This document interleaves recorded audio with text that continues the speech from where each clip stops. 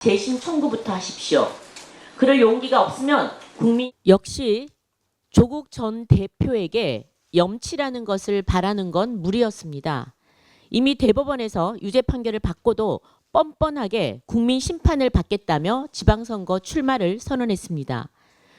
논란 속에 8.15 특사로 출소한 지금 조국 전 대표가 해야 할 것은 출마 선언이 아니라 반성과 자숙입니다. 남이야 뭐라던 법원이야 뭐라던 선거에서 당선만 되면 국민의 뜻을 핑계 삼아 무죄 추정에 억지를 부리려 하는 것입니다. 이것이야말로 국민을 기만하고 민주주의를 조롱하는 극단적 궤변입니다. 조국 전 대표가 정말 억울하다 하다면 법과 절차에 따라 재심 청구부터 하십시오. 그럴 용기가 없으면 국민 심판 들먹이지 마십시오. 만약 국민의 선택을 받지 못한다면 다시 감옥으로 가시겠습니까? 그럴 것도 아니지 않습니까? 조국 전 대표의 출마 선언은 국민에 대한 우롱이자 정의에 대한 모욕입니다. 이재명 대통령에게도 묻습니다. 이렇게 될 걸 정말 몰랐습니까? 아니면 알고서도 사면 복권을 해주신 겁니까? 이러니까 국민들은 조국 사면 뒤에는 분명히 다른 의도나 거래가 있었다고 강하게 의심하고 있는 것입니다.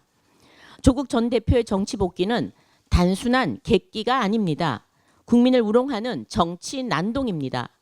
국민의힘은 국민과 함께 이 뻔뻔한 난동을 반드시 심판할 것이며 법치와 정의가 무너지는 것을 결코 용납하지 않을 것입니다. 경총을 비롯한 경제계가 노조법 일부 조항만 수정된다면 개정안을 수용하겠다는 입장을 밝혔습니다. 시장 혼란을 줄이고 사회적 대타협을 이루려는 절박한 의지를 보여준 것입니다. 현재 민주당 개정안이 그대로 통과된다면 기업은 수천 개의 협력사와 끝없는 교섭에 시달려야 하고 해외 투자와 같은 경영상 주요 결정까지도 파업의 대상이 될 수밖에 없습니다. 그 피해는 결국 산업 전반과 국민 모두에게 확산될 것입니다. 재계는 심지어 불법 파업에 대한 손해배상 제한까지도 수용하며 최악만은 막아달라고 호소하고 있습니다. 민주당은 이 절박한 목소리에 귀 기울여야 할 것입니다.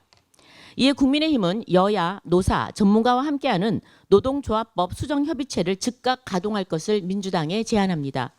노란봉투법이 불법봉투법으로 전락해 산업 현장을 무법천지로 만들지 않도록 민주당은 대승적으로 협조해 주십시오. 아울러 방송법과 상법 역시 정권의 정치적 유불리가 아니라 국민의 눈높이에서 다시 논의합시다. 국민께서 이재명 정권에 주신 임명장은 여야가 협치하라는 협치 명령장입니다. 국민의힘은 언제든 열린 자세로 협의에 임할 것입니다. 이재명 대통령의 지지율이 연이어 추락하고 있습니다. 민심은 정확합니다. 국민은 지금 불법파업 조장법, 더 센 상법 같은 정쟁 법안이 아니라 민생 경제를 살릴 해법을 요구하고 있습니다.